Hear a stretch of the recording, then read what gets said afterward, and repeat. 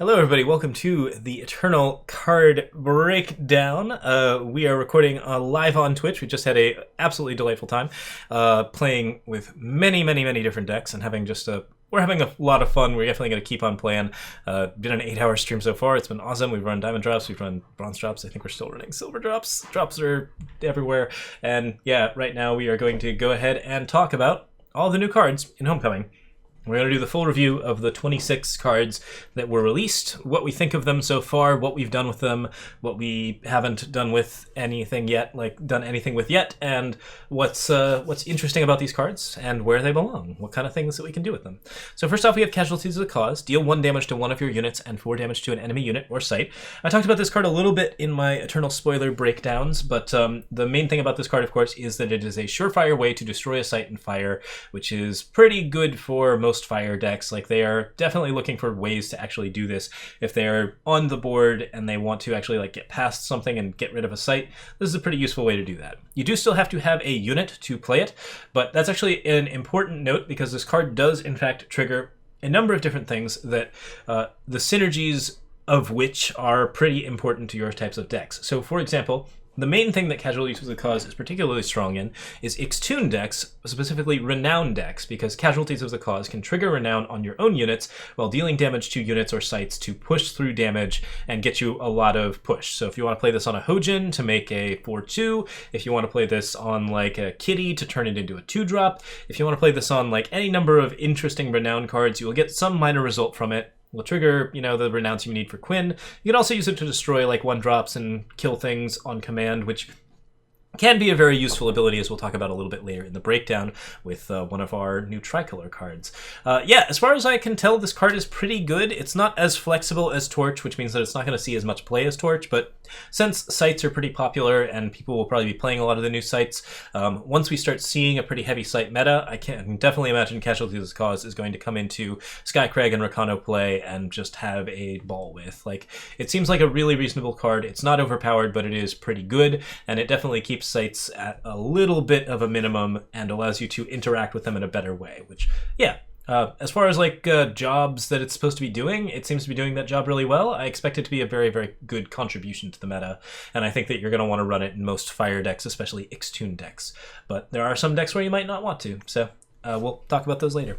Door Knocker 1-0. So, if you get a double damage Door Knocker, double damage on a 1-0. So this is a bit more deceptively powerful than it looks. We talked about this card a little bit just in terms of spoilers, but I would say that overall, my impression that it is a little stronger than it looks is correct.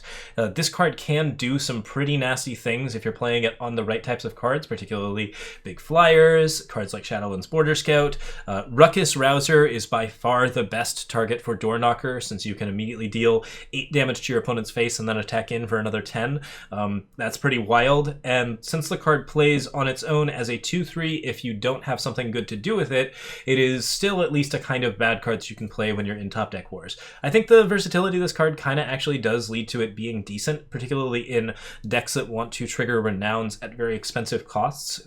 Decks like Flexible Familiar or Ruckus Rouser or I was saying Ruckus Rouser, it's actually Shinkani Firebrand I'm talking about with the damage, but if you want to play Ruckus Rouser with Door Knocker, that's fine too.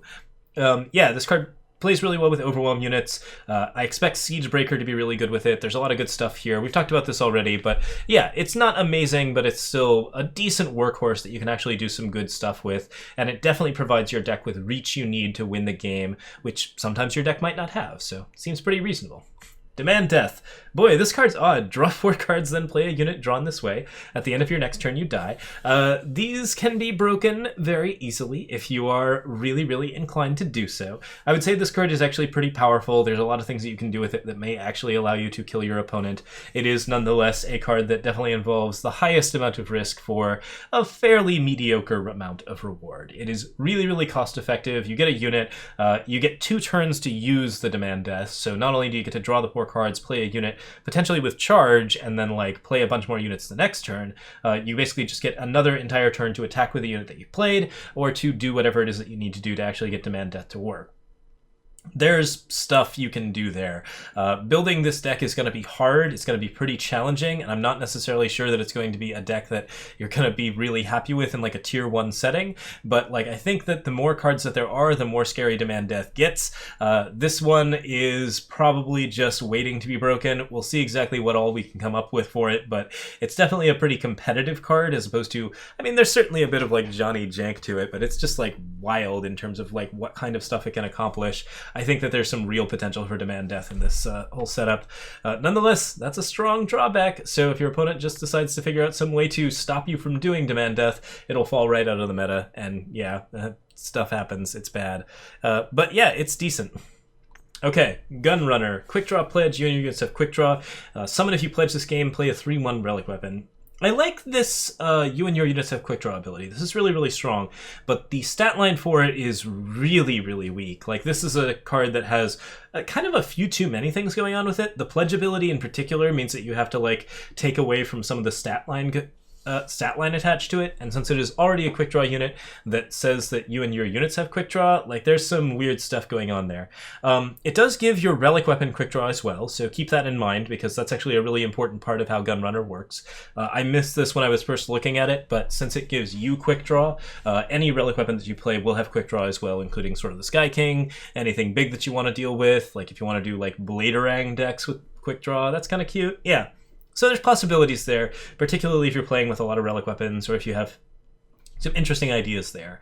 The overall quick draw play just means that you have like a big sweeper type effect. This is kind of like a Rally or a General Azaleo, but I would say that it's usually not on par with like a Rally or a General Azaleo because it doesn't end the game as often. It promotes non-interactivity, which is useful if you're trying to get reach, but I would say that overall there's a lot of bad stuff happening here.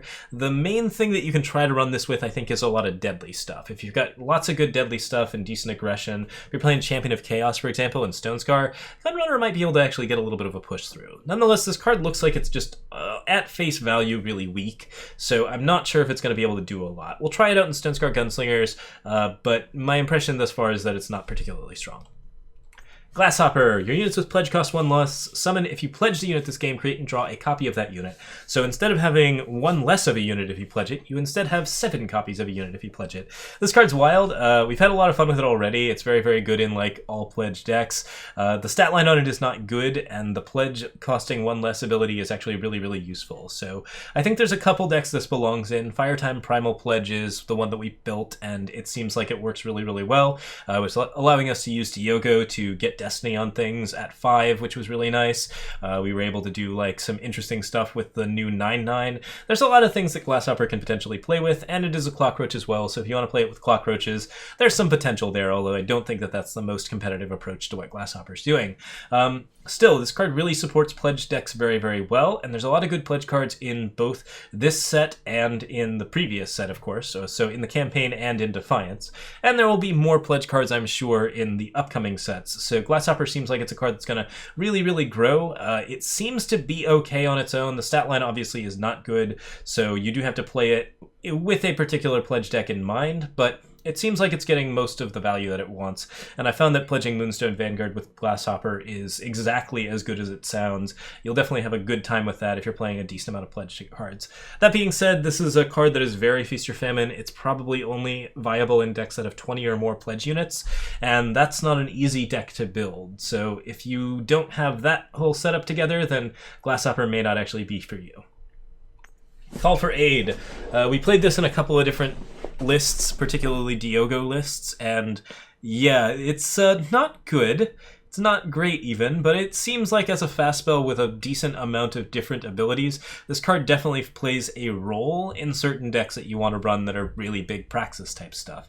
The extra card is nice, the Power Stone is especially nice, and the life gain is a nice little minor bonus that helps you out with some helps keep you alive. It's kind of hard to get the life force aspect off of it in addition to the other things that you're trying to do, but I would say that since you can do this as a fast spell at any time, it's definitely a cool control card. It allows you to get to your big finishers faster, it doesn't require you to do a lot, and it allows you to basically like hold up something like a display of knowledge or a display of instinct, and then not have to actually play that card when your opponent decides to do nothing. So because it's so good in those sort of control aspects where you're actually playing a lot of ramp but also a lot of removal, you can leave a lot of power open for it, play it as a fast spell at the end of your turn, and then have a ton of power to work with on the next turn, which I think is really surprising, and that utility makes it a much stronger card than any of the actual individual effects on the card read.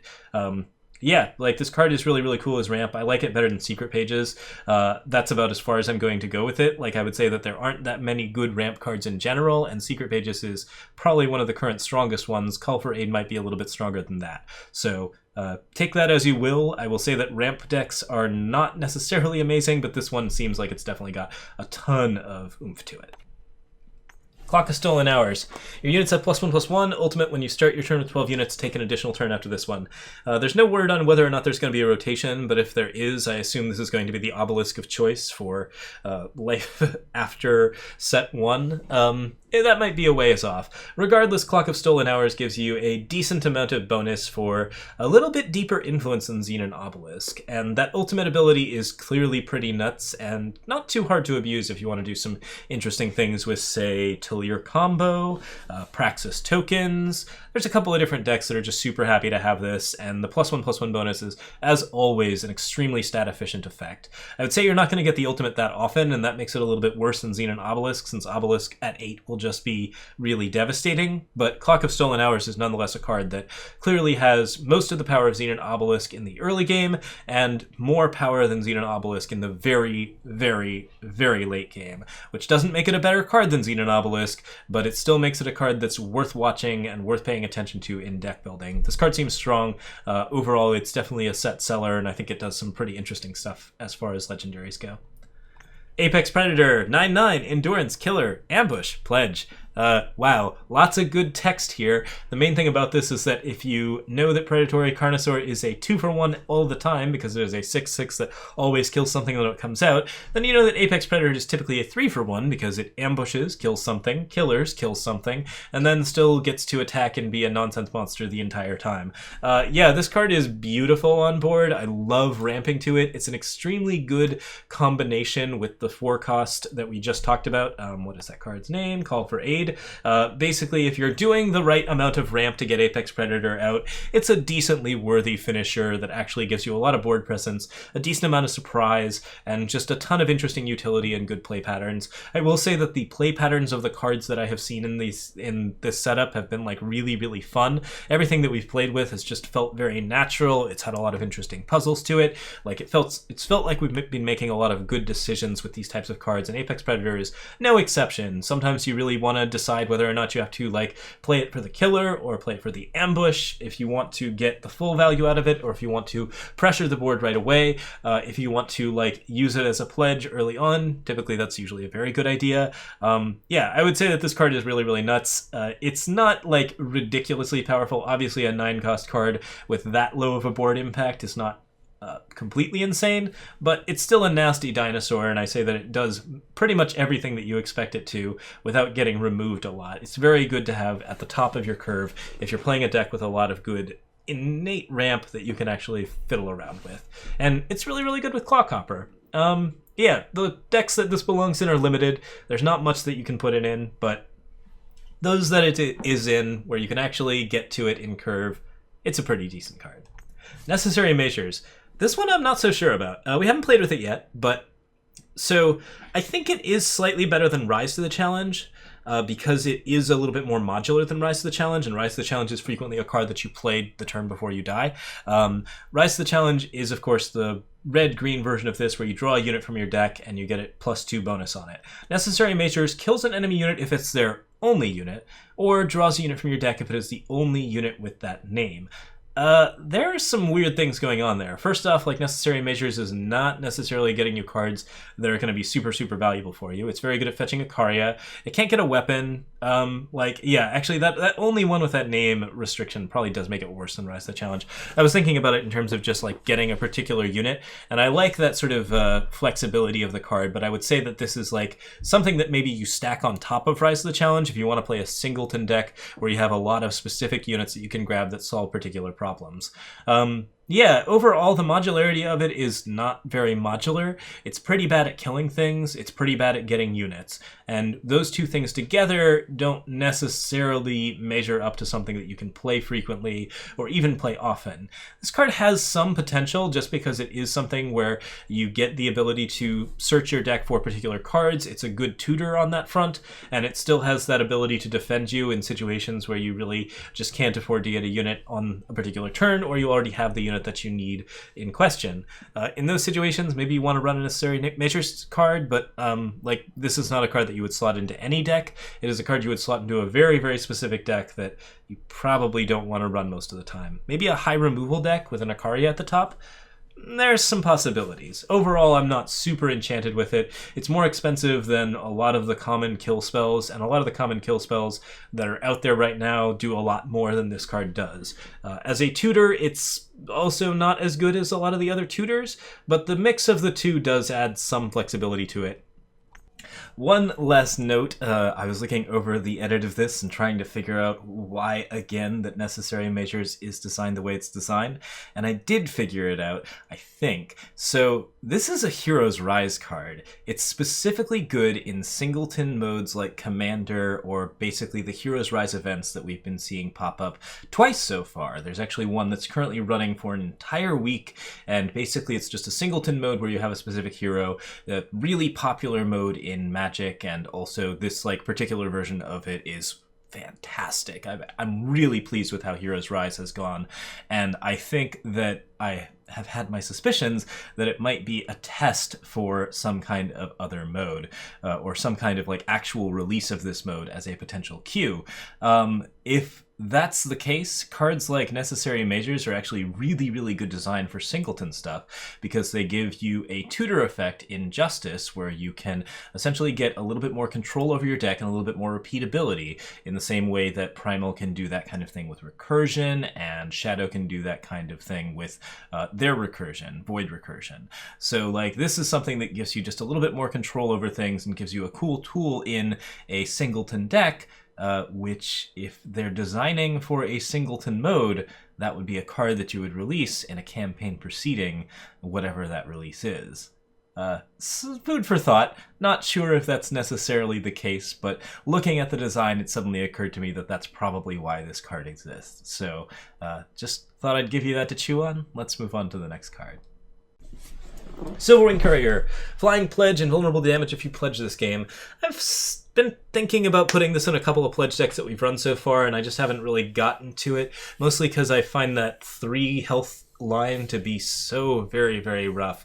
It's pretty easy to pledge a card in the current set. Like with all the stuff we got in Homecoming, it's really not that hard to make Silverwing Courier invulnerable to damage. But the question then becomes, if you really need something that's invulnerable to damage and flying at 5 that also has that kind of oomph stat line to it. We talked about this card a little bit before, and my impression of it was relatively high, but I would say that it's probably pretty mediocre as far as what kind of things you can do with it. You have to play really, really deep into Pledge, which is not necessarily a place that you want to go. The Pledge ability itself is about the only thing that's useful about it, because it just doesn't do anything in terms of immediate onboard impact, and it can frequently get blocked or tied up or permafrosted or removed in a number of other ways. I just don't know if it's actually doing enough, and the fact that it so frequently loses tempo to smaller removal cards like Annihilate or Purify or Equivocate or Permafrost means that it's probably not actually going to do a wild amount of stuff. It's really dependent on meta, but I would say that this card is way too Feast or Famine. The play pattern on it is really not that fun. Like, it's not a card that you're really going to want to run most of the time, because invulnerability to damage is okay, and not having invulnerability to damage is the worst. So my impression is that this card is probably pretty bad, and you probably aren't going to want to run it. But go nuts if you want to build that pledge deck.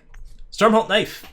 Free, 5/5 if you have 10 health or less. 6 cost, 5/5 otherwise, which is not that bad a stat line. You can certainly play this if you want to remove something big. I would say that this card is reasonable. It's not anything special. It's very run-of-the-mill overall, but there are some things that you can potentially do with it if you're playing a pretty aggressive deck. If you want to play Rakano stuff that just like has a big relic at the top, I think that's where it belongs. It's fairly aggressive aggro stuff without a lot of endurance, where you're going very, very hard at your opponent, and then your opponent is also going very hard at you, and then you just play a Stormhold Knife out of nowhere, kill their best unit, and then go in for whatever amount of lethal that you need. And maybe you still have a Stormhold Knife at the end of it. Yeah, card's decent. Certainly does a decent amount of work, and overall seems like a just little bit of a workhorse, but not anything that's going to be stomping up and down the meta overall. That free ability is nice, but it's also potentially going to get you into some trouble. So, yeah, I don't know. I'm not 100% certain. You do get to gain 5 life whenever you're at 10 health or less. That's really, really reasonable. You get to trade with units. You get to do some decent things. As a market option, I don't mind it at all. I think it's actually really, really good for that. And that is definitely a reasonable choice. So, solid option on that front. Svetcha, Merciful Arene. Really cool art. Aegis. Summon each green unit in your deck gets +6/+6 in Aegis. This is by far the most flashy and maybe the worst legendary of the batch.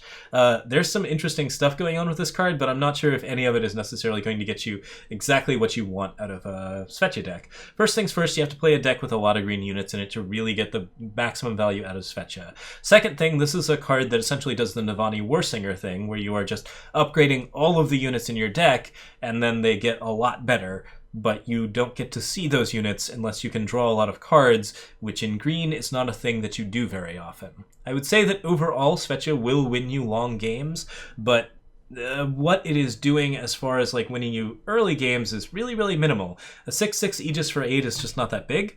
It doesn't have a lot of board impact. The summon ability is really, really reliant on whether or not you draw that green unit or not. And if that green unit isn't going to block flyers or kill stuff or have lifesteal, if none of those like conditions are met, then it potentially isn't going to influence your board position, and you might just get blown out by a spell or some other nonsense. Certainly Chains is better than this at the moment, and Martyr's Chains is better than everything at the moment in that 8 slot.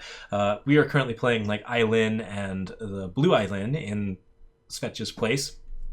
Yeah, I don't know if Svetcha's actually doing a whole lot, but it's an interesting card. Story hits the story beat it wants to hit, and it's definitely cool and flashy. I like that a lot, but I don't think it's actually going to see a lot of play. Bearguard Bayonet. 1/1 Overwhelm. Summon if you pledged this game. Play a copy of that sigil. This card's really neat. This is blue ramp, which is nuts. Blue does not have ramp. It has not had ramp ever, and that has been a really, really frequent problem with blue, is that you cannot play all of your really, really good payoffs. This card has helped us get to the new Eileen quite a bit. I'm really, really happy with that. This card has helped us do some crazy things with like blue, yellow, red decks. I've played it in quite a few different pledge decks, and I've just been really, really happy with it all the time. You only need like 12 to 15 pledge cards, I would say, to get a decent chance of Bearguard Bayonet. Like, it's not quite so feast or famine that you're super like I would say that since this card plays well on a lot of renown cards like Hojin and other stuff, frequently if you don't get the pledge ability, you'll still get a decent overwhelm option that actually allows you to find some reach in the late game or even in the early game to help you win the game. And that typically gives it enough that you're not too bothered if you don't get the pledge. But I would say that you definitely do want to play it for the pledge, and there's a decent amount of stuff going on with it that makes the pledge really, really worth it. The ramp on it is very strong. It is a 1-cost ramp card that you can play on something small. It's a pretty decent reason to run the kitty. Beyond that, I would say that, like, yeah, overall this card just seems really, really good. The overwhelm ability is super awesome. I want to play it on Jaral quite a bit. Everywhere that we've played it, it's just really, really helped with power. It's been as good as a Seek power in most situations, and the extra copy of the sigil that you're pledging is just really, really handy, in addition to being like that is an undepleted power that you're playing. So this is actually the strongest ramp that you can play on turn 1, which is wild. You do have to play it on a 1-drop, but it's still the strongest ramp you can play on turn 2 too, so I would say that that's pretty okay. Like, this card's really, really nuts. It gives you decent board advantage, and the board advantage, while not being the strong part of it, the ramp ability of it is really, really good. And it typically fits really, really well in any part of the curve because it just replaces itself in terms of power, and you can go about playing whatever else you needed to with an extra +1/+1 bonus. So it's a much, much, much better Spiked Helm, amongst other things. That's wild. Yeah, it's crazy, crazy good. This card's really, really strong. If it played the Sigil depleted, it'd still be pretty good. I kind of hope that doesn't happen because I'm really excited for blue to have some power points, but nonetheless, this is really, really neat. Flexible Familiar. We love this card. It's been really, really fun. I think it's pretty decent.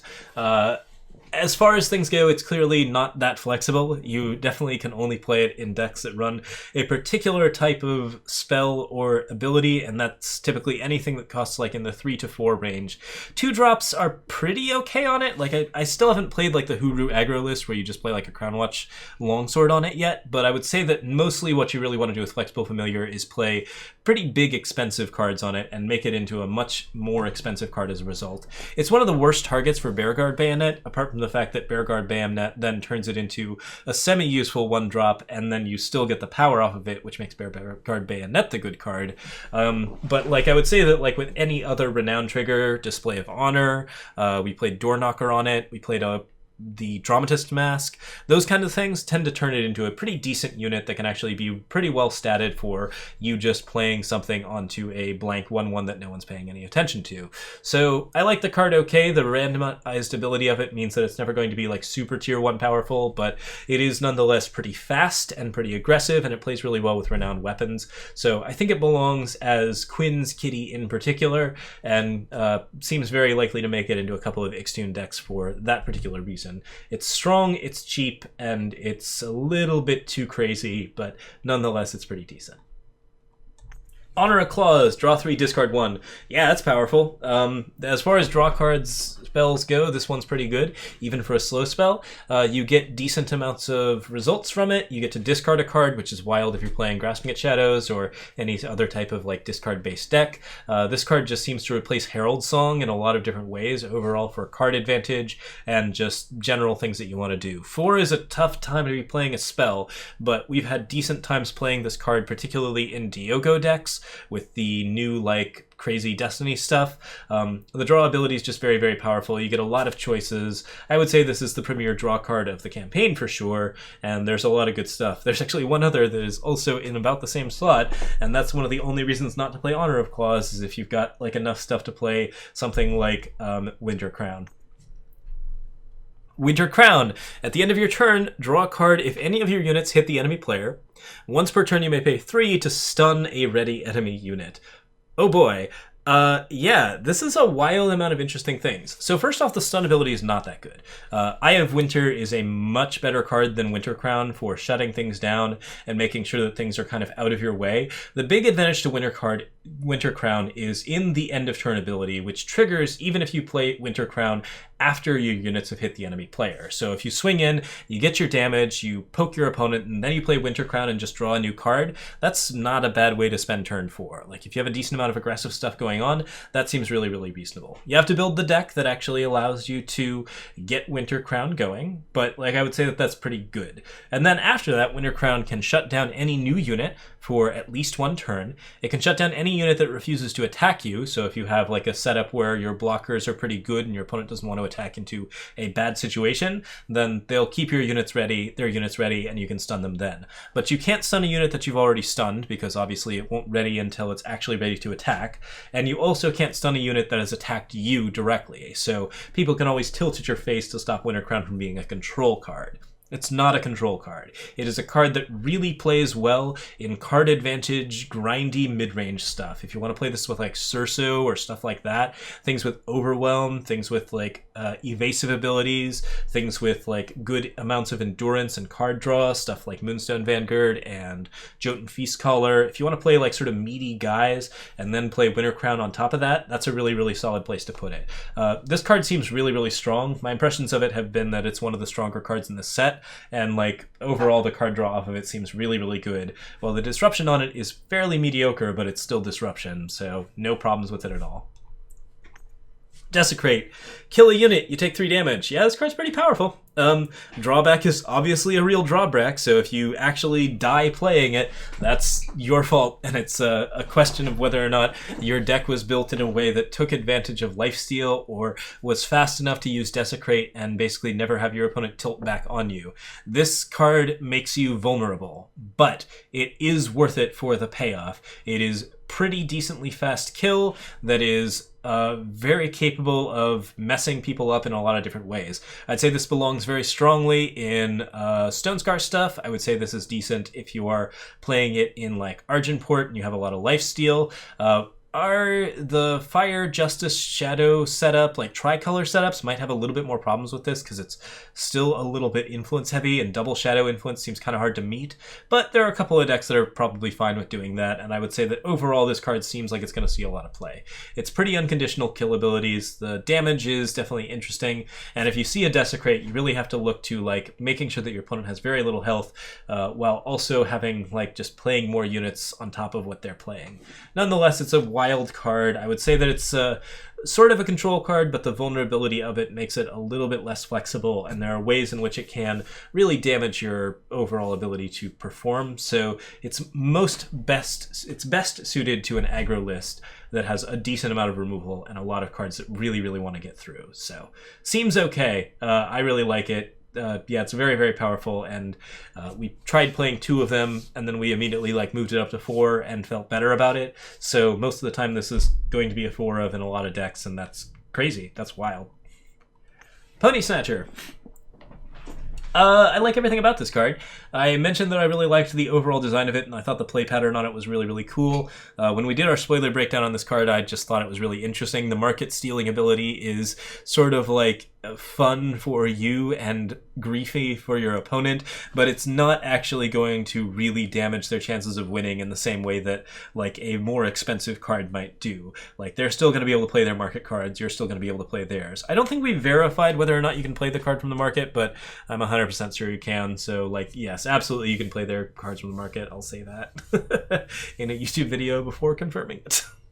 Anyways, flying and quick draw, 2/2, all good stuff. It trades pretty well with flyers. It's pretty aggressive. I have found a surprising number of players where I've just learned that they don't have a market by gaining life off of this card, which is really interesting. Like, that's a piece of information that you get from playing Pony Snatcher that you wouldn't get otherwise.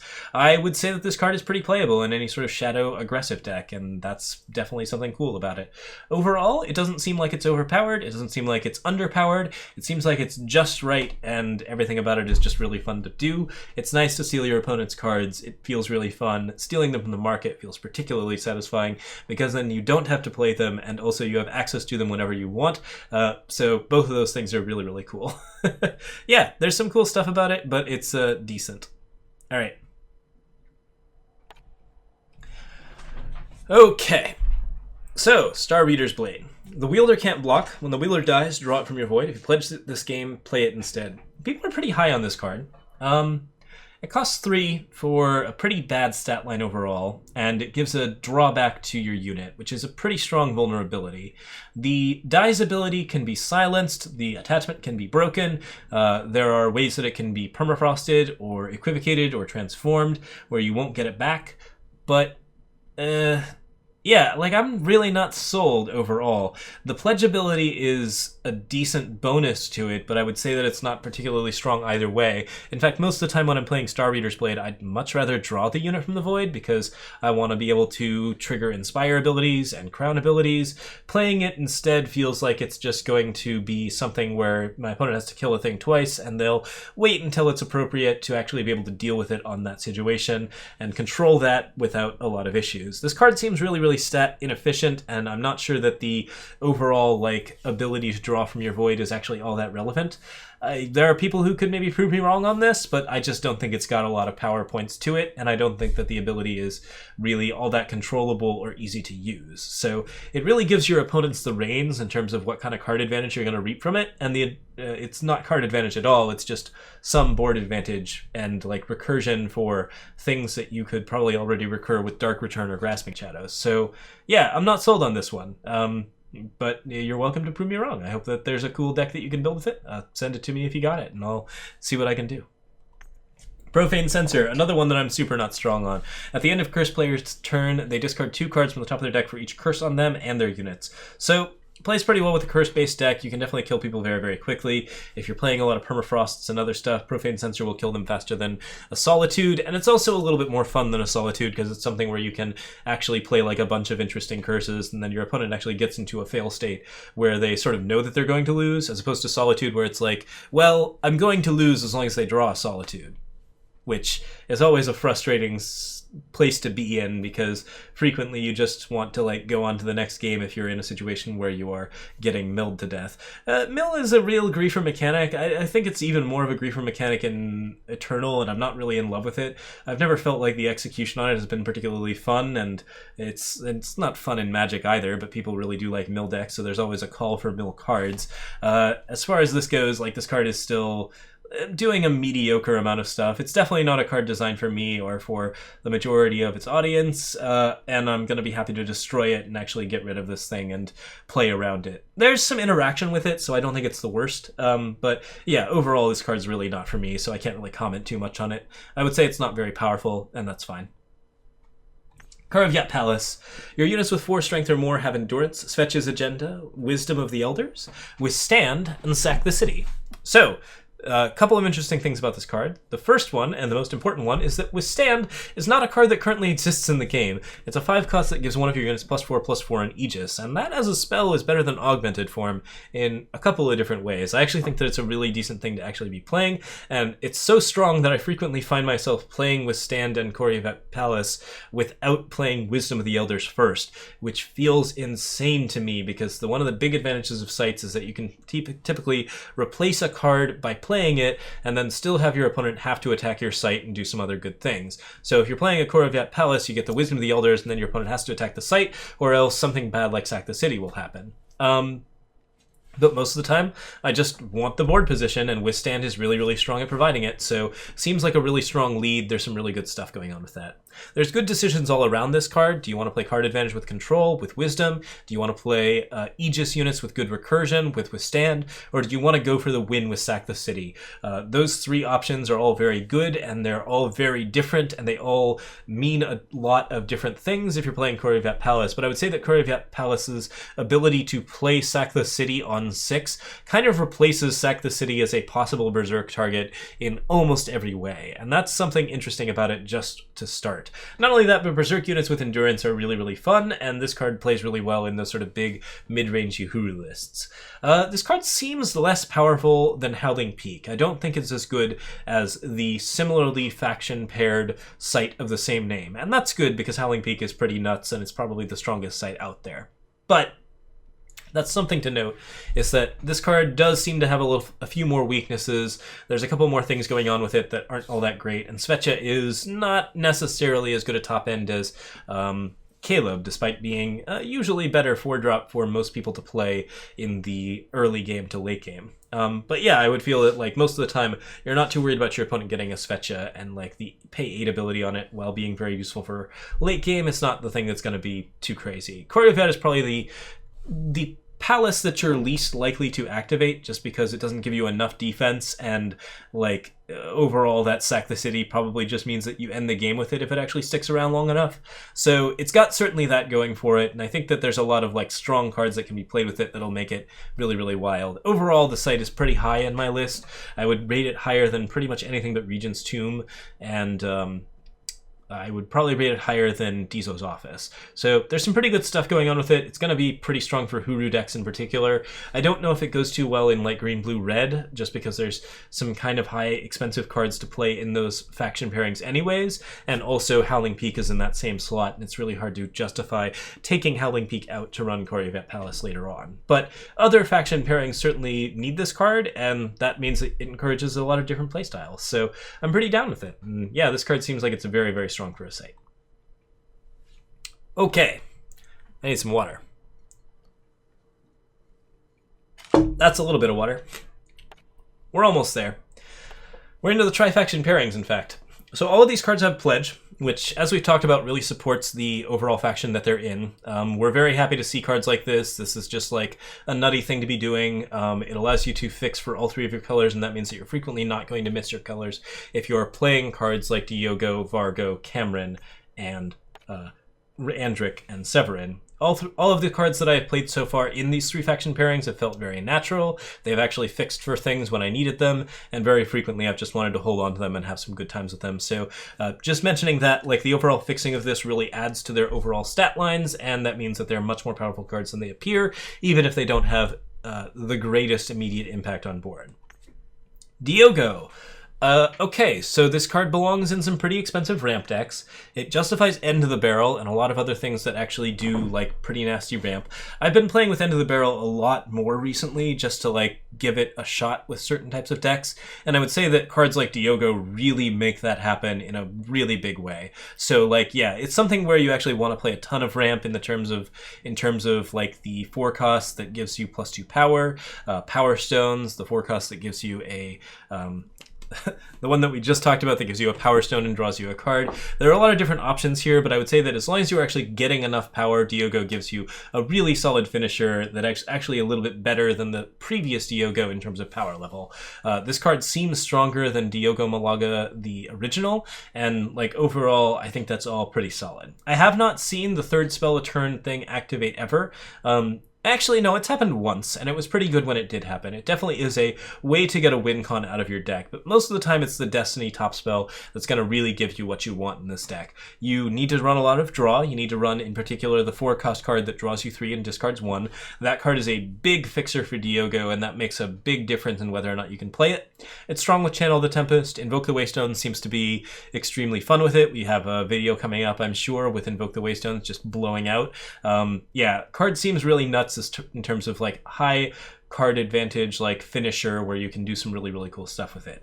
That being said, this card is not super competitive. It's not going to be an immediate amount of board impact, and it costs a lot to actually put out, which means that you can probably do better for playing some other stuff that has a little bit more impact. There's some wild stuff going on with it, but none of it is super out of control. And until we find some way to give the top spell of our deck Destiny, while also doing it a little bit cheaper than 6, while also controlling the top spell of our deck, there's not going to be an insane combo with that card immediately. Nonetheless, it's wild, it's a lot of fun. This card is really, really fun to build with. I would encourage you to play around with it quite a bit because it's absolutely a delight, and when it does go off, it's very satisfying. Vargo Redclaw. I haven't built with this one yet, despite it being pretty interesting. Pledge ability is very strong. Can't be killed ability is very strong.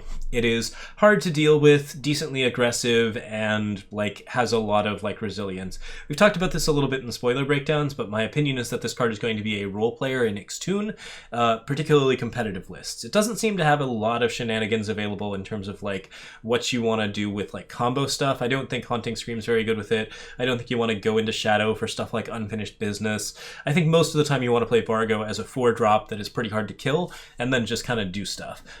Every once in a while you can actually leverage that can't be killed ability, but most of the time it's actually going to be a mild advantage / disadvantage that just changes the way that this card plays, and not an ability that is like, oh man, you have to build like an awesome Johnny deck around this. This card is just solid on its own. You should be playing it in competitive Ixtun decks, and it's fairly aggressive in terms of what it does. So, seems awesome, very, very good. Let's go ahead and go to Cameron. Cameron is the weakest of the 5, which is good, because Winchest has been wild for a while. Once per turn, you may sacrifice another unit that hit the enemy player to draw a card and give Cameron +2/+2. So, the advantages to this are that Cameron is able to replace any unit that you don't like, provided that unit can hit the enemy player. It is controlled sacrifice, which is useful for tributes and other abilities, and it doesn't cost any power, which is very useful for tributes and other abilities. If you want to play End of the Barrel, or End of the Story, or End of the Line, then Cameron is a card that is specifically very good for allowing those things to activate, because even if your opponent doesn't choose to block, you can still trigger the tribute and get your tributes exactly how you want it to be. I would say that's where she is the strongest in particular. That being said, most of the time I don't think this card is going to get a lot of stats going on.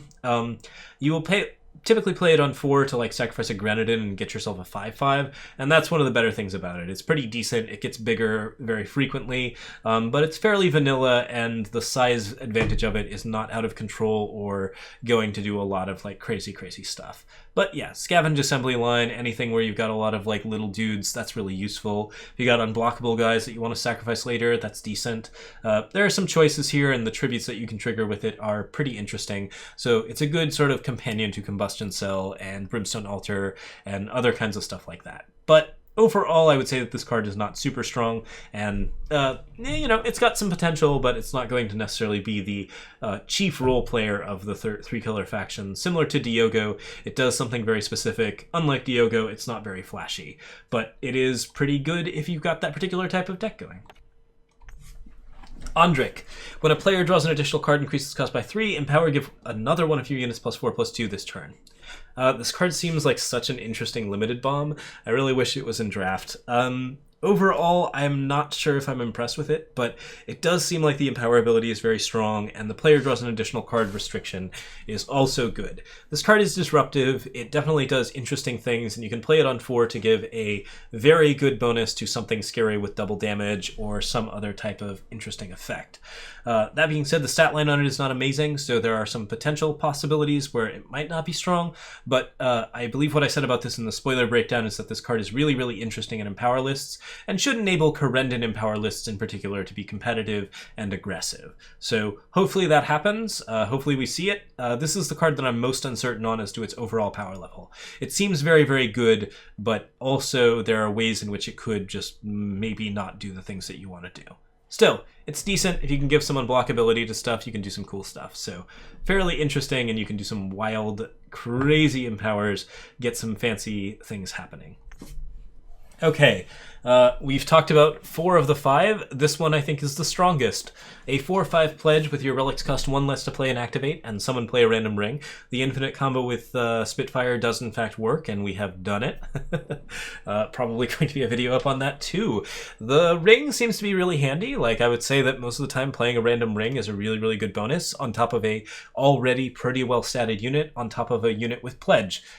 So yeah, like, Severin is just providing a lot for Aurelian in a very short period of time. This card is pretty big, it's pretty scary, it has a good summon ability that gives you another 3 cost worth of value, and then allows you to activate that value for even cheaper. It makes your other relics cheaper, so you can do some pretty wild stuff there. Like, yeah, as far as I can tell, this card is a role player in any sort of artifact-based Aurelian, and it will be very, very solid on that front. It's just pretty aggressive and very good at making a lot of damage happen in a very, very short period of time.